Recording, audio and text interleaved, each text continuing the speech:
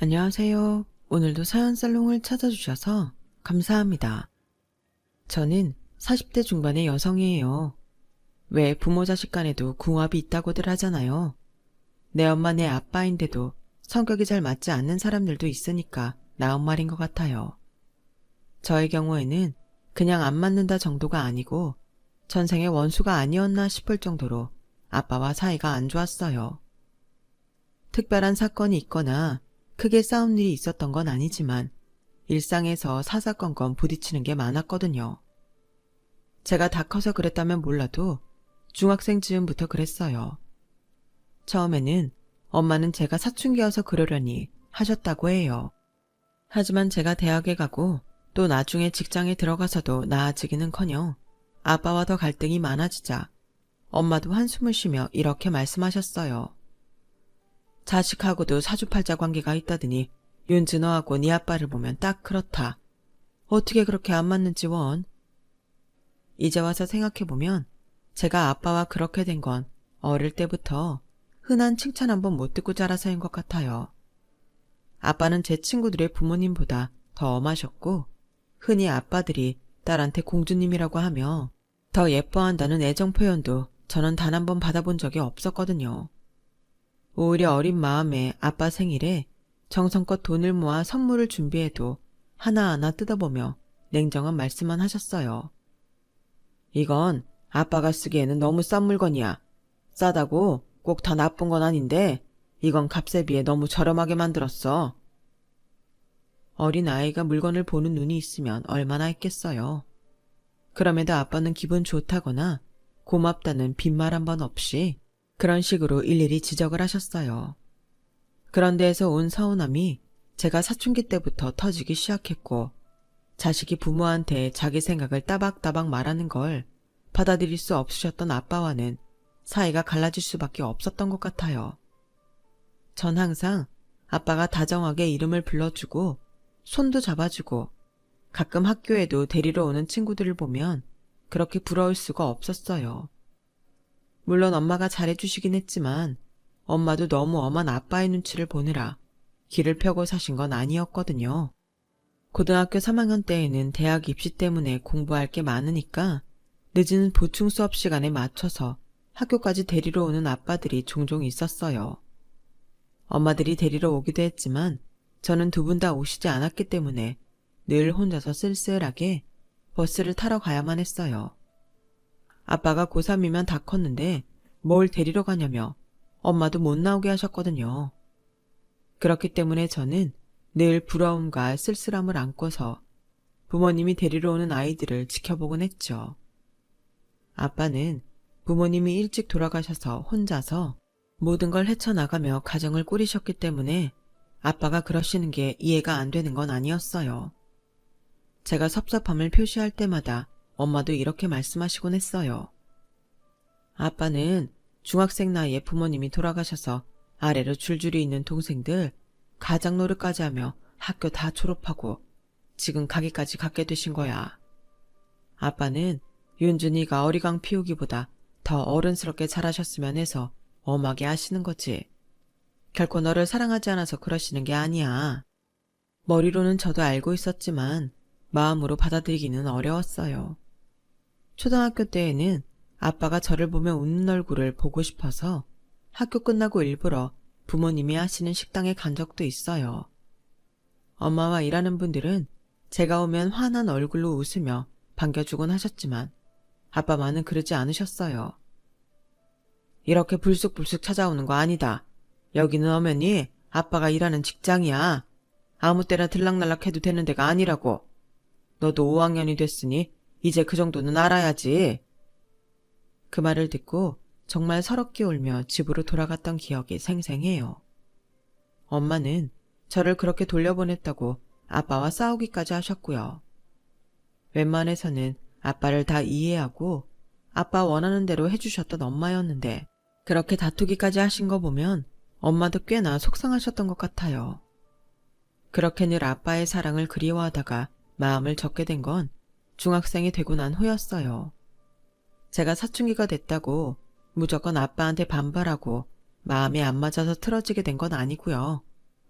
제가 지역 청소년 미술대회에 나가서 2등을 하게 된 게 결정적 계기였어요.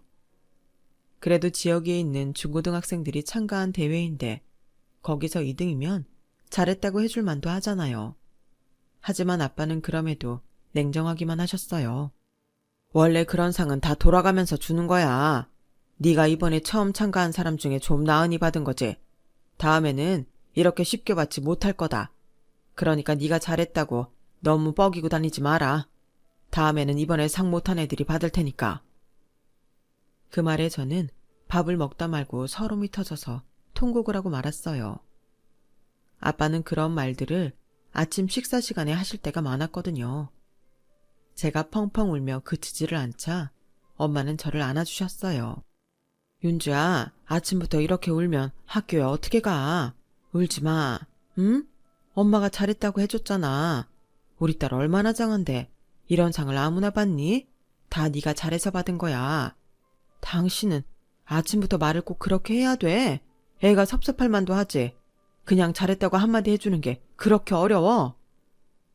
아빠도 쉽게 울음을 그치지 않는 저를 보고 당황하신 것 같았어요. 그냥 자만하지 말고 더 열심히 하라는 뜻에서 말한 건데. 허참, 네가 너무 그러니까 아빠도 난감하잖아. 아빠도 저를 달래보려고 하셨지만 하시는 말씀이 오히려 저를 더 서럽게 했고 결국 저는 그날 학교에 지각을 했죠. 그때부터였을 거예요. 제가 아빠와 일일이 부딪히게 된 건요. 그리고 더는 아빠의 사랑과 관심을 바라지도 않게 됐고요. 그러면서 그 이후부터는 저와 아빠의 관계는 점점 안 좋아졌고 제가 직장을 다니면서부터는 대면대면 하게 됐어요. 지금은 아빠가 저를 사랑하지 않아서 그러신 게 아닌 걸 알지만 어릴 때부터 너무 쌓인 게 많았던 탓이었죠. 아빠가 자라오신 상황을 생각하면 그럴 수밖에 없었음을 지금은 잘 이해하고 있어요. 아빠는 혹시라도 제가 나중에 어려운 일에 맞닥뜨렸을 때 세상을 헤쳐나갈 수 없을까봐 강하게 키우려고 하셨던 거예요. 그렇긴 해도 나와 아빠의 성향이 너무 달랐기 때문에 엄마는 정말 전생에 둘이 무슨 일이 있었나 보다며 한탄을 하신 거고요. 제가 회사를 다니기 시작하고 얼마 안 돼서 엄마는 갑자기 몸이 안 좋아지시더니 암 선고를 받고 세상을 떠나셨어요. 저는 그것도 어쩐지 아빠 탓같아서 모든 일에 아빠가 미운 생각만 들더라고요. 나이만 먹었지 제 마음은 사춘기 중학생 때 미술대회 2등한 걸 칭찬받지 못한 아이에 멈춰 있었던 것 같아요. 엄마가 돌아가시고 나서 저와 아빠는 더 서먹서먹해졌고 아빠에게 상의도 하지 않고 회사 근처로 나와 자취를 한 후부터는 연락도 많이 하지 않고 살게 됐어요. 대신 저는 회사 일에 더 몰두해서 살았어요. 대학을 다니며 그래픽 디자인을 따로 배웠던 저는 전공자보다 더 잘한다는 소리를 들었고 저는 그런 특기를 살려서 회사 마케팅팀에 들어갔거든요. 거기서도 누구보다 잘하기 위해 밤을 새워가며 일하고 최고의 디자인과 시안을 뽑아내려고 안간 힘을 썼어요. 팀장이나 그보다 더 윗분들은 말할 것도 없고 같은 팀에서도 저의 결과물을 항상 칭찬했어요. 저는 그렇게 아빠에게 받지 못한 관심과 엄마가 돌아가셔서 외로워진 제 마음을 채우려고 했나 봐요. 어쨌든 제가 열심히 한 대가는 저한테 돌아왔지만 그렇다고 해서 아빠의 사랑의 자리가 메워진 건 아닌 듯 했어요. 저는 한동안 아빠와 거리를 두고 거의 남남처럼 살았어요. 그렇다고 해서 아빠를 무시하며 산 건 아니었어요. 마음속 어딘가에서는 늘 아빠를 그리워하는 마음이 있었던 것 같아요. 저는 아빠의 사랑을 대신해줄 남자를 찾으려고 소개팅 같은 것도 많이 했고 늘 누군가를 사귀려고 했어요. 그러다가 남편을 만나게 됐죠. 바로 전에 만나던 남자와 헤어지고 2달쯤 됐을 때였어요. 사실 저는 항상 연애를 길게 끌고 가지 못해서 언젠가부터는 가벼운 마음으로 조금 만나다가 끝내자는 마음을 갖게 됐거든요. 전 남자친구와도 그렇게 가볍게 만나다가 그런 사이가 지겨워져서 이제는 이런 만남은 그만두고 좀 더 진지하게 생각해봐야겠다고 할 때였어요. 남편은 타부서에 있었고 직책도 저보다 높은 과장이었어요. 제가 만든 시안들이 아주 좋다며 칭찬도 많이 해줬고 제 덕분에 일이 빨리빨리 돌아간다고 보상이라며 따로 불러서 근사한 식사도 사주곤 했었죠. 아빠한테서 받지 못한 걸 받는 기분에 저는 남편한테 빠져들었고 어느새 사귀는 사이가 되었어요. 하지만 회사 분위기상 드러내놓고 만날 수는 없어서 비밀 연애를 1년 반 정도 하다가 결국 결혼까지 하게 된 거죠. 사실 처음에 남편이 결혼 이야기를 꺼냈을 때에는 망설이는 마음이 없지 않아 있었어요. 그래도 저를 늘 따뜻하게 봐주는 남편이 좋아서 결혼을 결심했어요. 시댁에 인사하러 갔을 때 시어머니도 저한테 잘해주신 게 좋아서 하루라도 빨리 결혼하자는 마음으로 바뀌었죠. 아빠한테 사랑을 못 받았다고 생각해서인지 저는 윗사람들이 저한테 조금만 잘해줘도 그 사람들한테 더 칭찬을 받고 싶어 하고 아예 푹 빠져서 하라는 대로 다 했던 것 같아요. 아빠는 남편과 함께 인사를 하러 갔더니 조금 놀란 눈치였지만 그래도 남편을 잘 받아줬어요. 윤주가 좀 부족한 데가 있더라도 자네가 잘 감싸면서 살게나. 부부는 그러면서 사는 거야. 아빠는 이런 날까지 제가 부족하다는 식으로 꼭 그렇게 말을 해야겠어요? 그냥 잘했다, 축하한다 하시면 안 돼요? 부모는 다 제 자식이 밖에서 있으면 부족해 보이는 법이다. 그건 아빠나 그렇지 안 그런 부모들도 많아요. 결국 저는 남편과 아빠를 처음 만나게 하는 자리에서도 섭섭함을 화로 표출하면서 전처럼 안 좋은 모습으로 아빠 집을 나오고 말았어요. 남편은 그런 저를 계속 잘 다독여줬어요. 부모가 늘 지적만 하고 엄격하게 대하면 얼마나 섭섭할지 이해는 돼. 그래도 아버지잖아. 앞으로는 내가 있으니까 더 그런 식으로 하지 말자. 우리가 같이 잘해드리자. 저는 별 수 없이 알겠다고 했지만 마음의 섭섭함은 쉽게 가시지를 않더라고요. 결혼 후에도 저는 늘 웃는 얼굴로 저를 맞아주시는 시어머니한테는 전화도 자주 하고 같이 쇼핑도 다니면서 정말 친자식처럼 하려고 열심히 노력했어요. 아우, 내가 정말 며느리 하나는 잘 얻었다니까. 요즘 어떤 며느리가 이렇게 사근사근하고 시어머니 가자는데 다 가주겠어? 우리 형준이가 섹시 하나는 기가 막히게 골랐다니까. 어머니도 그만큼 저한테 잘해주시는데요, 뭘. 얘 말하는 것도 이렇게 이쁘게 잘해. 너 다음 주말에는 시간이 어떻게 되니? 너랑 나 둘이서만 남해안 갔다 올까? 전에 친구들이랑 갔던 데가 있는데 바다가 얼마나 이쁘던지 너하고도 같이 가고 싶구나. 거기서 맛있는 것도 먹고. 어때? 좋아? 그럼요, 어머니. 너무 좋죠. 꼭 가요. 제가 맛있는 거 많이 사드릴게요. 저는 돌아가신 엄마에 대한 그리움과 엄마와 미처 하지 못했던 것들을 시어머니와 하면서 대리만족을 하는 것도 있었어요. 그래서 제가 시어머니한테 더 잘하는 것도 있었죠. 아니, 결혼은 나랑 했는데 어째 우리 엄마랑 더 잘 맞는 것 같아. 내가 자식 자리를 뺏긴 건지 아내를 엄마한테 뺏긴 건지 헷갈리기까지 하네. 라며 남편은 농담조를 말하며 웃곤 했어요. 그렇게 저는 매일매일 화기애애한 가운데 잘 지냈어요. 하지만 그게 편하기만 한 건 아니었어요. 저도 모르게 가끔씩 아빠 생각이 나기도 했거든요. 비가 올 때면 아빠는 비 오는 날을 싫어했는데 그렇게 무심코 생각하기도 했고 아빠가 좋아하시는 음식을 보면 아빠 얼굴이 떠오르기도 했어요. 그런 저 자신에게 놀라기도 했는데 어찌 보면 당연한 거였죠. 아무리 서로 좋다 싫다 해도 부모 자식 간이니까요. 어느 날 시어머니가 저와 쇼핑을 마치고 식사를 하다가 저한테 이렇게 물어보더라고요. 근데 넌 네 아버지한테는 안 찾아가니? 좀처럼 친정 얘기를 안 하는 것 같아서 물어보는 거야. 저는 어떻게 대답해야 할지 몰라서 머뭇거렸고 시어머니는 괜찮으니까 뭐든 솔직히 말하라고 하더라고요. 실은 제가 친정아버지랑 좀 서먹해서요. 엄마 돌아가시고 나서 더 그렇게 된 것 같아요. 뵈러 가야지 하면서도 그게 잘 안 되네요. 그럴 수 있지. 부모 자식이라도 힘들고 어려운 건 있더라. 나도 형준이랑 늘 좋기만 한 건 아니야. 쟤하고도 대학 때 뜻이 안 맞아서 종종 다투기도 했거든. 지금이야 지가 결혼도 하고 또 너랑 내가 이렇게 잘 지내니 지도 좀 풀어진 거지. 전에는 쟤랑 나도 거의 남처럼 지낼 때가 있었어. 너무 마음 쓰며 스스로를 힘들게 하지 마라. 그래도 사돈어른이 너 많이 생각하며 계실 거야. 너도 이렇게 사돈어른 생각하고 있잖니. 그것만으로도 된 거야. 그렇게 말씀해 주셔서 감사해요, 어머니. 이렇게 마음이 편해지는 걸 보니 제가 불편하긴 했나 봐요. 내가 먼저 말 꺼내길 잘했구나. 네가 편하다니 잘 됐다. 그러면서 저를 보고 미소를 짓는데 정말 내가 시댁은 잘 만났다는 마음이 들었어요. 남편과는 잘 맞아도 시댁 때문에 힘들어하는 친구들도 꽤 있었는데 저는 시어머니가 더 편하게 해주니 제가 정말 복이 많다는 생각밖에 안 들더라고요. 그런데 어느 날 밤늦은 시간에 아빠한테서 전화가 왔어요. 신혼여행 다녀온 후 인사 갔을 때에도 식당이 바쁘다며 저희 잠깐 보지도 않고 일만 하셨던 분인데 어쩐 일인가 싶었죠. 아빠 목소리는 어쩐지 잔뜩 잠겨 있었어요.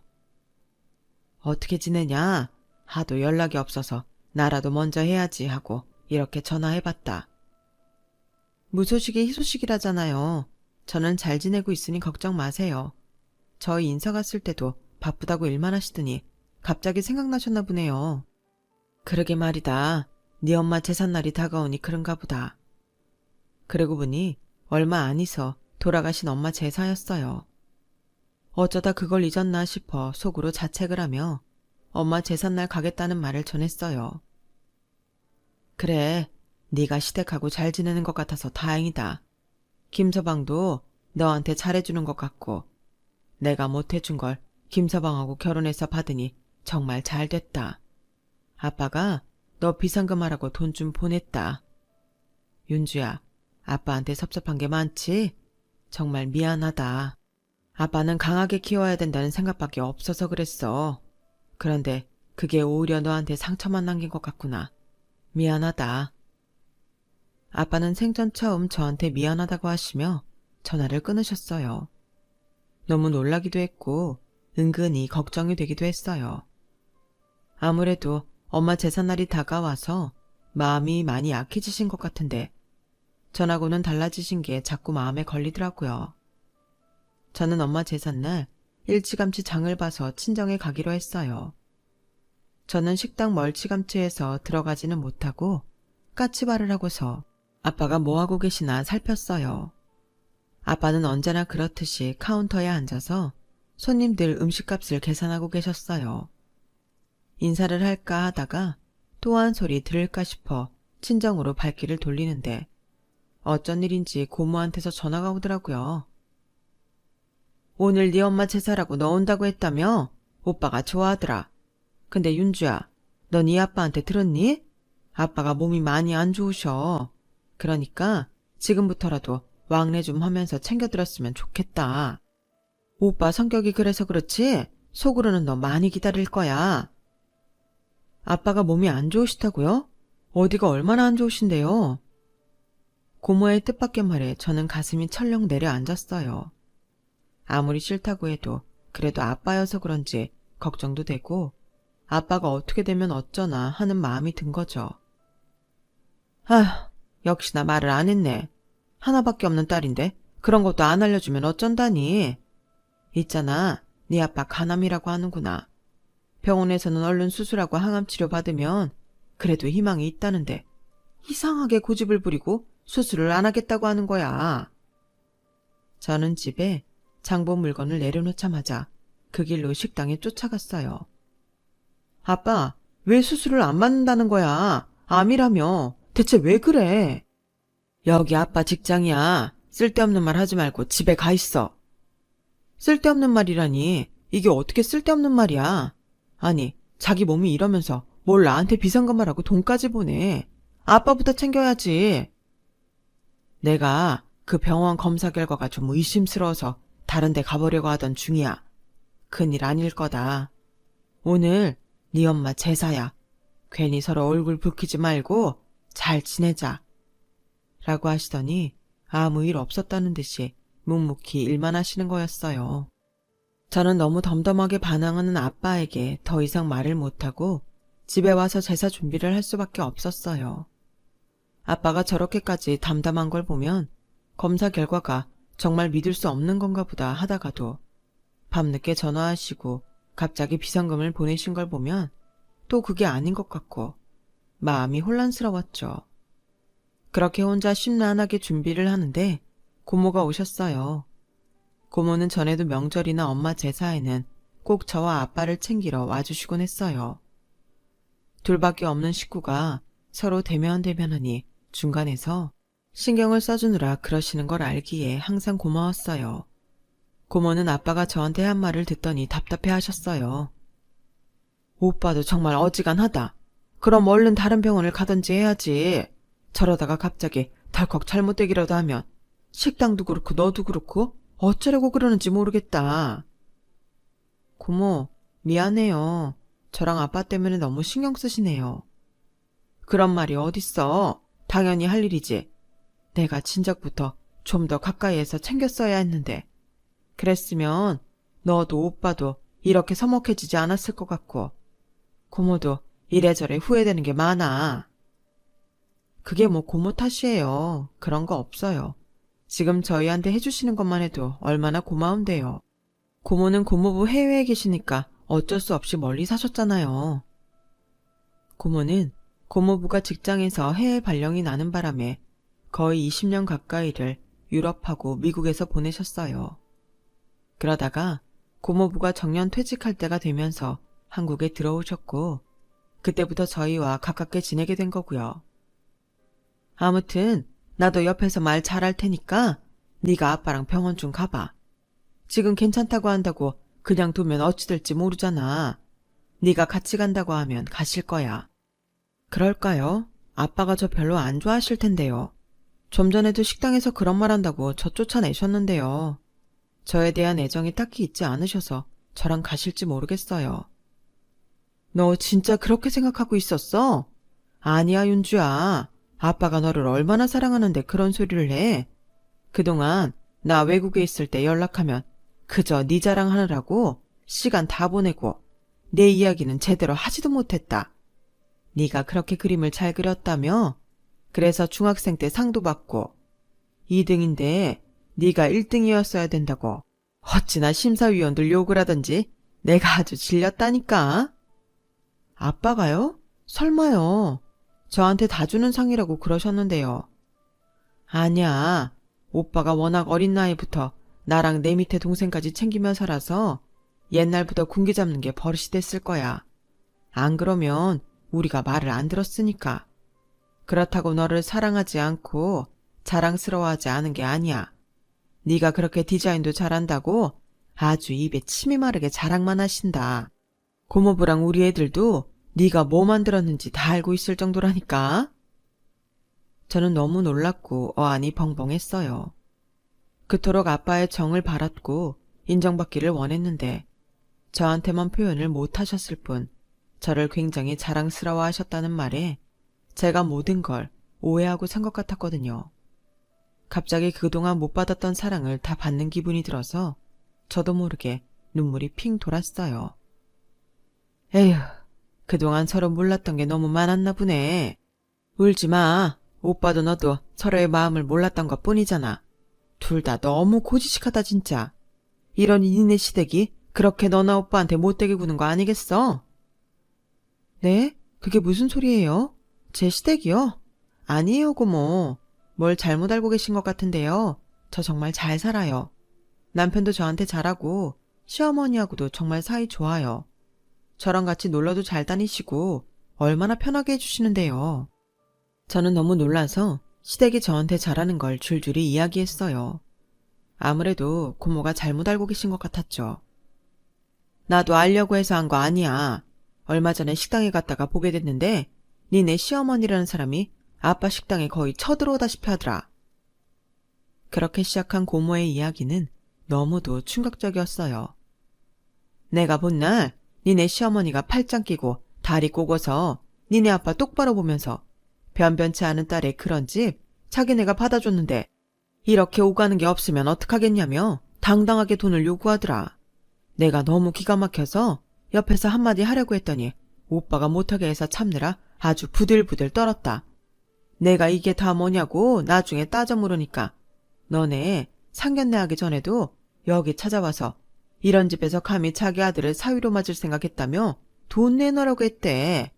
상견례 날 입으로 사겠다고. 안 그러면 당신 딸 어떻게 살게 될지 두고 보라고 했다더라.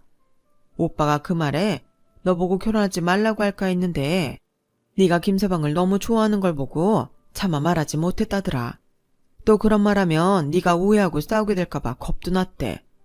내가 이런 바보 같은 짓 그만하고 당장 너한테 말하라고 해도 너만 행복할 수 있다면 그걸로 족하다고 하는데 내가 무슨 할 말이 있겠니? 그런데 너는 전혀 몰랐던 거야? 아, 세상에. 이거 완전 진상들한테 물렸네, 물렸어. 저는 너무 충격을 받아서 할 말을 완전히 잃었어요. 그런데 그 다음에 고모는 더 충격적인 얘기를 했어요.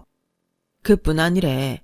내가 식당 직원들한테 들었는데 네 남편도 와서 심심하면 돈 가져갔다더라. 안 그러면 너랑 이혼한다고 으름장 놓았대. 그래서 오빠가 네 남편 올 때마다 돈 줬고 직원들한테는 절대 너한테 말하지 말라고 입막음 단단히 한단다. 직원들도 괜한 말을 해서 일 커지고 분란 만들까봐 아무 말 못했다면서 이제 나라도 왔으니 좀 어떻게 해보라고 하던데 너 정말 아무것도 모르고 있었던 거야? 땅이 갑자기 푹 꺼지는 기분이 들었어요. 그렇게 저한테 자상했던 남편과 늘 따뜻했던 시어머니가 사실은 뒤에서 저를 헐뜯으면서 아빠한테 돈을 뜯어내고 있었다니 그 배신감에 저는 온몸이 떨려왔어요. 그리고 아빠의 사랑이 그제야 절절하게 느껴졌고요. 아빠는 그저 제가 험한 세상 힘들게 살까봐 걱정하신 건데 내가 너무 뭘 몰랐다는 생각에 눈물만 쏟아졌어요.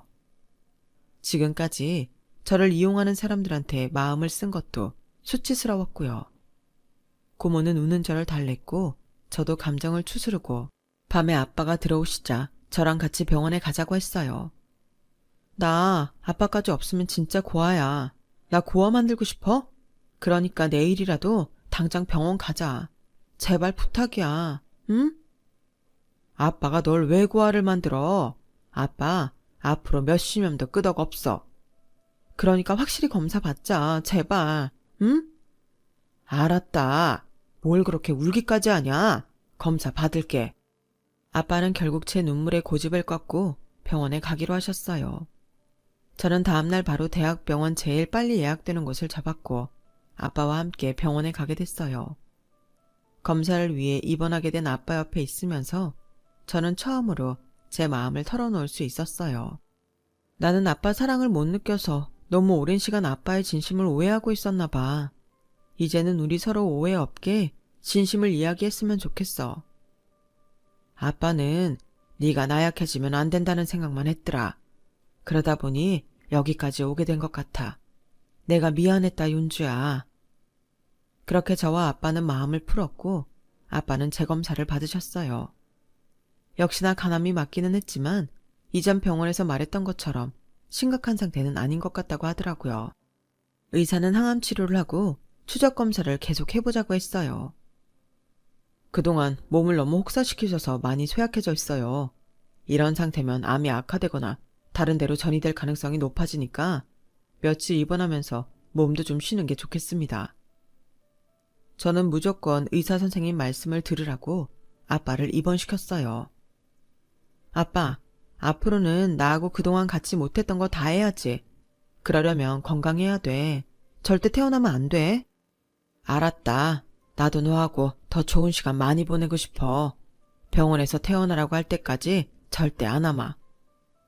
그렇게 한시름 놓고 났더니 그때부터 남편과 시어머니한테 속에서부터 욕이 나오기 시작했어요. 저와 아빠 사이가 안 좋은 걸 알고 저를 바보 만들고 이용해서 아빠한테 돈을 뜨든 저 인간들을 어떻게 해야 좋을지 밤새 잠도 안 자고 궁리했죠. 저는 두고 보자고 몇 번이나 다짐하며 속으로 이를 갈았어요. 일단 두 사람이 어떤 식으로 구는지 지켜보기로 했어요. 먼저 아빠가 간암이어서 제가 같이 가서 입원 소속을 밟고 지금 병원에 계시다는 이야기를 남편한테 넌지시 해봤어요. 그랬더니 남편은 눈 하나 꼼짝 않고 이러는 거였어요. 요즘 그런 정도로 입원도 하나? 그리고 뭘 그런 비싼 대학병원에 갔어. 암 전문 병원 이런 데 가도 되고 아니면 좀 싼 종합병원도 있잖아. 아빠가 그동안 몸을 많이 혹사하셨대. 입원이 필요하다고 의사가 그러더라고. 저는 당장 한 대 치고 싶은 걸 가까스로 참으며 말했어요. 그런 거 다 병원에서 돈 벌려고 하는 소리야. 의사가 하자는 대로 하면 그게 호구되는 길이야. 이게 진짜 내가 지한테 호구됐다고 정말 호구인 줄 아나. 그 말이 턱 밑까지 차오르는 걸 애써 누르고는 그럴 일 없으니 염려 말라고 좋게 말했네요. 그리고 아빠는 일주일 후 퇴원하셨고 통원 치료를 받으셨어요. 그리고 아빠 항암 치료를 받기로 한 날이 돼서 따라가려고 했는데 느닷없이 시어머니한테서 연락이 왔어요. 내가 요새 몸이 너무 안 좋아서 어떻게 될 것 같은데 네가 와서 집 청소 좀 해줄래? 저는 너무 싫었지만 일단 시댁으로 갔어요. 저는 이불을 펴고 자리를 보전을 하고 누운 시어머니가 너무 꼴보기 싫고 가증스러워서 참을 수가 없었어요. 그런데 조금 있다가 남편도 오더라고요. 자기 엄마 아픈 게 걱정이 돼서 왔다나요? 저희 아빠 암이라고 할 때는 무슨 입원까지 하냐고 그러더니 지 엄마 몸살 난 거에는 득달같이 온 걸 보고 진짜 비웃음만 나왔어요. 저 사기꾼 모자를 보고 있자니 정말 속이 뒤틀리는 것 같았죠. 시어머니는 남편이 오자 갑자기 이런 말을 하더라고요. 근데 말이다. 니네 아버지는 그렇게 아프시면서도 앞으로 식당 어떻게 하겠다 그런 말씀이 없으시네? 사실은 내가 어제 사돈어른한테 몸이 어떠시냐고 전화를 드렸는데 별일 아니냐는 듯이 말하면서 딸이 네 안부도 안 묻는 거야. 그거야 제가 요즘은 자꾸 들르니까 그렇겠죠. 아니 아무리 그렇더라도 딸 걱정은 할 수 있는 거잖아. 시어머니와 남편은 제 반응에 조금 당황한 것 같았어요. 저 같으면 원래 아빠랑 사이 안 좋다. 아빠가 저를 안 좋아한다. 그렇게 말할 텐데 제가 안 그랬으니까요.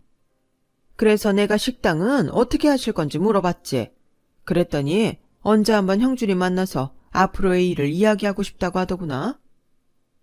저는 정말 그 말을 하는 시어머니와 옆에서 진지한 척하는 남편이 가소로웠어요. 사실 시어머니 전화가 왔을 때 제가 아빠 옆에 있었기 때문에 무슨 이야기를 했는지 다 알고 있었거든요. 시어머니는 얼마나 살지 모르는데 얼른 식당을 자기 아들 이름으로 하는 게 낫지 않겠냐며 안 그러면 저 어떻게 될지 모른다는 식으로 말했었어요. 저는 시침이 딱 떼고 이렇게 말했어요. 그러셨어요. 한번 확인해 봐야겠네요. 어머니, 식당으로 전화하셨죠? 아빠 식당 전화가 전부 자동 녹음이 되는 거예요. 혹시 진상 부리는 손님이 있을까봐 그렇게 해놓은 거라서요. 제가 이따가 식당 들러서 확인해 볼게요. 그러자 시어머니와 남편의 표정이 싹 바뀌더라고요. 예, 네 아빠가 마음 정리되시면 알아서 이야기하시겠지. 뭘 또 확인을 한다고 그래. 그래, 당신 그건 좀 아닌 것 같아. 어른들끼리 한 말을 왜 일부러 확인한다는 거야? 당연히 확인해야지. 우리 아빠랑 어머니가 하신 말씀이니 내가 제대로 알고 있어야 하지 않겠어? 왜? 내가 알면 안 돼? 그럴 이유라도 있어? 그러자 두 사람은 입을 다물고 동시에 서로를 보더군요. 제가 전과는 다르다는 걸 눈치챈 것 같았어요. 어떻게 말해야 되나 잔머리 굴리는 소리가 저한테까지 들리더라고요. 그럼 저는 아빠 모시고 병원 가야 되니 그만 가볼게요. 라며 일어서는데 시어머니가 대뜸 이러더라고요. 예, 뭐 그걸 네가 따라간다고 그래. 어차피 병원에서 다 알아서 해주는데. 병원도 비싼 데 갔더구만. 그 정도도 안 해줄까봐 거길 가니? 오늘은 나 대신 저녁 좀 해라. 정말 손가락 하나 움직이질 못하겠어. 지금까지 나불대던 힘은 있고 손가락도 못 움직이겠다는 말에 한마디 해주려는데 남편이 옆에서 이러는 거였어요. 그래, 사람이 그렇게 빨리 죽냐? 안 그래? 저는 그 말에 완전히 뚜껑이 열려버렸고 더는 참을 수 없었어요. 저는 일어나서 그대로 부엌으로 가 쌀을 담궈놓은 바가지를 들고 나와서 남편과 시어머니한테 확 뿌려버렸어요. 이 사람들이 진짜 웃기고들 있네. 야, 니들은 언제까지 거짓말이 감춰질 거라고 생각했어? 뭐? 아빠가 식당을 네 아들한테 준다고 했다고? 야, 거기서 내가 다 듣고 있었어. 나 아니어도 항상 아빠 전화 받을 때 옆에 다른 직원 있어. 이것들이 진짜 남의 부녀 사이를 이용해 먹어도 유분수지. 이렇게 철면피해 양심이 없을 수가 있나? 나랑 아빠 지금까지 우롱한 거 절대 그냥 못 넘어가. 어디 두고 보라고 내가 어떻게 하는지. 저는 놀라서 어버버하는 두 사람을 두고 시댁을 나왔어요. 그리고 이미 선임해둔 변호사와 함께 시어머니와 남편이 아빠한테서 뜯어간 돈의 액수를 파악했어요. 거의 아빠 식당의 예비자금 대부분을 가져갔더라고요.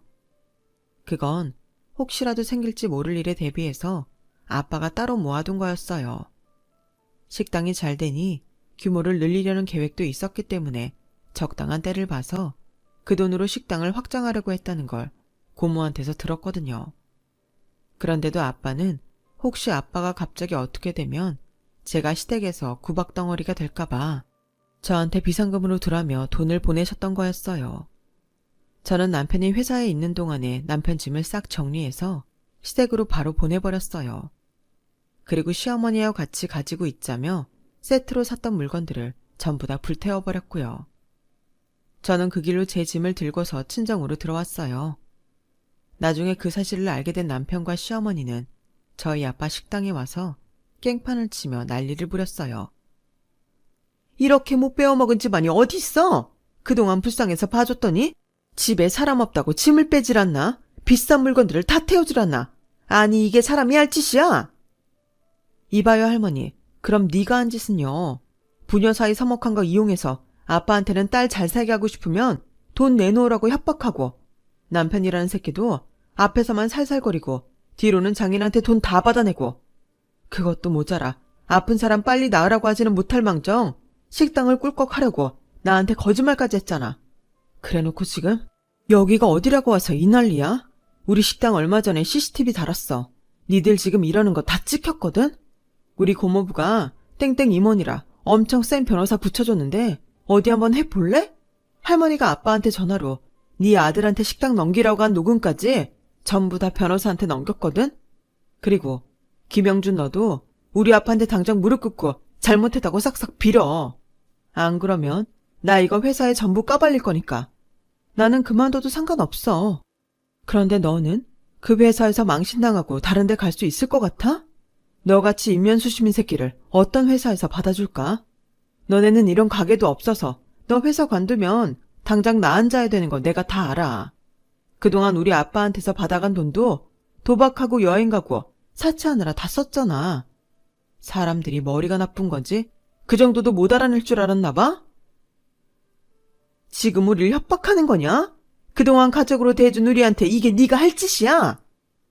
라고 시어머니가 적반하장으로 나오더군요. 그러자 고모가 주방에서 커다란 물량동이를 들고 나와 시어머니와 남편한테 부어버렸어요. 야, 니들 엊그제도 쌀바가지 뒤집어 썼다며. 어디서 행패야? 여기 있는 사람들 다 니네가 한 짓 알고 있어. 여기 니네 구역이 아니라고. 그제서야 시어머니와 남편은 정신이 들었는지 주변에서 살벌하게 자기들을 쳐다보자 그대로 꽁무니를 뺐어요. 두 사람은 우리가 보낸 변호사의 말을 듣더니 자기들이 완전히 망했다는 걸 깨닫고 그 다음부터는 저희한테 와서 싹싹 빌기만 했어요. 제발 우리 형준이 회사만 다닐 수 있게 해주세요. 그러면 뭐라도 하라는 거 다 할게요. 제발 회사에만 알리지 말아주세요. 네? 그럼 당장 우리 아빠한테서 가져간 돈부터 갚아요. 안 그러면 그냥 있지 않을 거예요.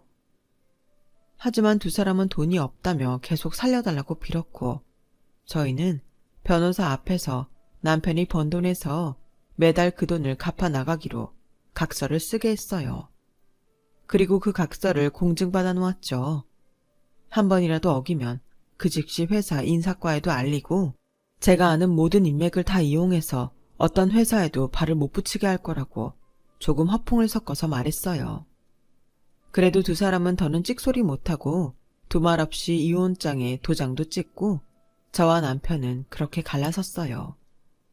그제야 저는 마음이 좀 후련해지는 것 같았어요.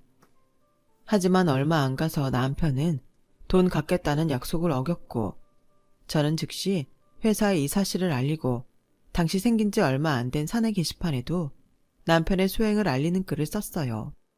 제가 이름을 감춰도 남편이 누군지 아는 건 시간 문제였죠. 결국 남편은 사람들 눈총에 회사를 그만뒀고 시어머니는 자기가 그나마 갖고 있던 작은 상가에 집까지 팔아서 저희 아빠 돈을 갚아야 했어요. 이후 아버지는 항암 치료를 열심히 받으셨어요. 꼭 10년을 더 사시다가 돌아가셨어요. 아빠가 돌아가실 때에는 제 옆에 정말 좋은 남편이 있어서 아빠도 마음이 놓인다며 편안히 눈을 감으셨죠. 저는 정말 목을 놓아 울었어요. 아빠와 오해가 풀리지 않았다면 더 힘들었을 테지만 그래도 그 전에 사이가 좋아져서 행복한 시간을 보내다가 아빠를 보내드릴 수 있어서 얼마나 다행이었는지 몰라요. 지금은 남편과의 사이에서 아들, 딸도 낳고 아버지가 남긴 식당을 제가 운영하며 잘 지내고 있답니다. 제 이야기는 여기까지예요.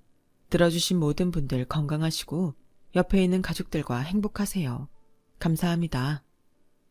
여러분, 사연 댓글에 응원과 현명한 조언 부탁드려요. 좋아요와 구독은 저에게 큰 힘이 됩니다. 오늘도 좋은 일 가득하세요.